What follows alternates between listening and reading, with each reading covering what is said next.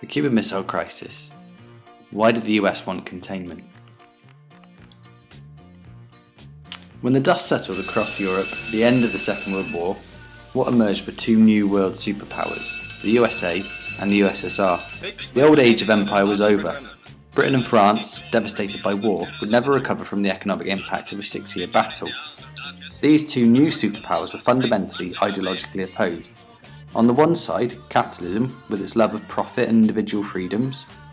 On the other, communism, state control of the economy and a belief in the greater good for society. The result? An era of competition and rivalry known as the Cold War. The American reaction to the communist threat was a policy known as containment. In March 1947, US President Harry S. Truman pledged to support free peoples who are resisting attempted subjugation by armed minorities or by outside pressures. He was effectively stating that he would actively interfere to prevent the spread of communism. This became known as the Truman Doctrine and was a policy of containment. There were three key reasons for why the US followed this system of containment. First, they believed in domino theory. This was the idea that if one country became communist, it would cause its neighbours to do so, just like a set of dominoes falling over. The second reason for containment was that an all-out war with a communist superpower was out of the question. The development of nuclear weapons and mutually assured destruction meant that a war would decimate both nations. Finally, containment allowed the United States huge economic influence across the globe. Unlike the British Empire, Americans did not want to rule the world.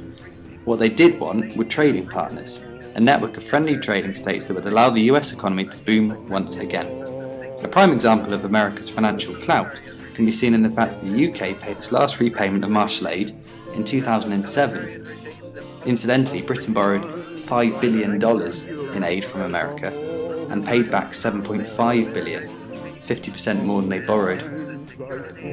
Containment first came into policy in the Greek Civil War, then in Korea in the 1950s, Vietnam in the 60s and 70s, and, for the purpose of this topic, Cuba in 1961. In 1961, 1,400 CIA-trained Cuban exiles landed at the Bay of Pigs on Cuba's southern coast. The aim? To conquer the island and assassinate Fidel Castro, Cuba's socialist leader. The invasion was an utter failure. The exiles were met by 25,000 Cuban troops and defeated within 4 days.